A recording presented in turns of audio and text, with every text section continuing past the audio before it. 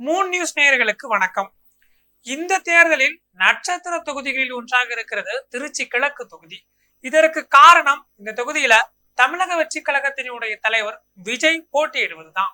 இந்த தொகுதியோட இன்ட்ரெஸ்டிங்கான பல விஷயங்கள் என்ன அப்படின்றத பார்க்கலாம். திருச்சி கிழக்கு தொகுதியில 2021 சட்டமன்ற தேர்தலின் போது சுமார் 2.55 லட்சம் வாக்காளர்கள் இருந்தனர்.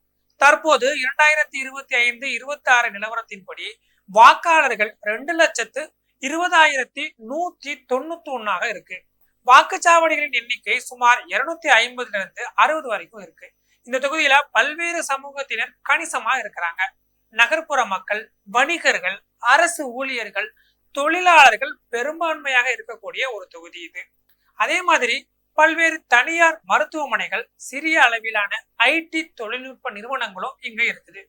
நடைபெற உள்ள 2026 சட்டமன்ற தேர்தலில் திருச்சி கிழக்கு தொகுதியில் திமுக சார்பில் தற்போதைய எம்எல்ஏவாக இருக்கக்கூடிய இனிகோ இருதயராஜும், அதிமுக சார்பில் ராஜசேகரன், தமிழக வெற்றி கழகம் சார்பில் அந்த கட்சியோட தலைவர் விஜய், நாம் தமிழர் கட்சி சார்பில் கிருஷ்ணசாமி ஆகியோர் போட்டியிடுறாங்க.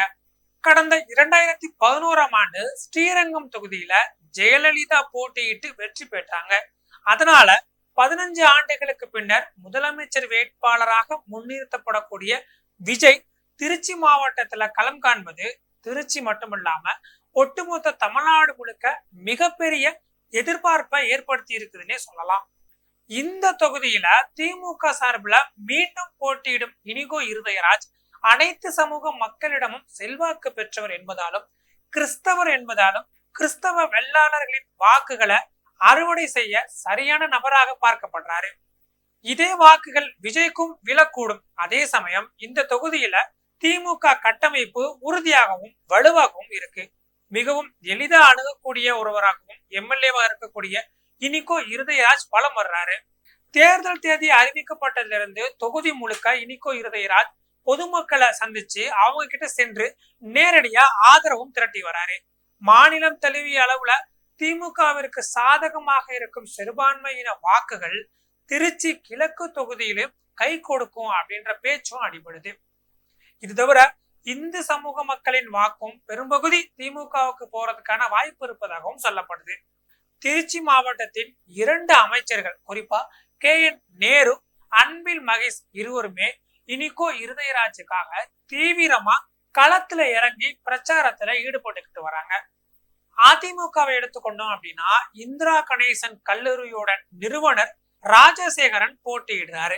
இந்த தொகுதியில 2011, 2016 என தொடர்ந்து 2 முறை அதிமுக வெற்றி பெற்று வலுவான அடித்தளம் அமைந்திருக்கிற நம்பிக்கையில அதிமுகவினர் இருக்கிறாங்க.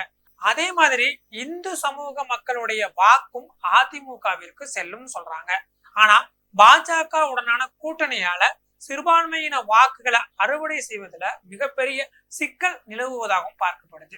தாவேகாவை பொறுத்தவரை சிறுபான்மையினர், இளைஞர்கள், பெண்கள் என 3 விதமான பலமான அம்சங்கள் இருக்குது. ஆனா விஜய் எளிதாக அணுகக்கூடிய நபர் இல்லை அப்படின்ற கருத்தும் விஜய்க்கு ரொம்ப நெகட்டிவா பார்க்கப்படுது. பிரச்சாரங்கள்ல கூடக்கூடிய கூட்டங்களை கட்டுப்படுத்த முடியாம தாவேகாவினர் தொடர்ந்து திணறி வருவதையும் பார்க்க முடியுது. மக்களோட எளிதில் தொடர்பை ஏற்படுத்திக் கொள்ளும் நிலையில இன்னும் விஜய் வரல. அது மட்டுமின்றி விஜய் தொடர்ச்சியாக சென்னையில் இருந்தபடியே அரசியல் களம் காணும் சூழலும் இருப்பதாக சொல்லப்படுது. மேலும் திருச்சி கிழக்குல வெற்றி பெற்றால் தொகுதி மக்கள் அடிக்கடி பார்க்க முடியாது என்றும் சொல்கின்றனர். இது போன்ற விஷயங்கள் தான் தாவேக தலைவர் விஜய்க்கு பின்னடைவா பார்க்கப்படுது.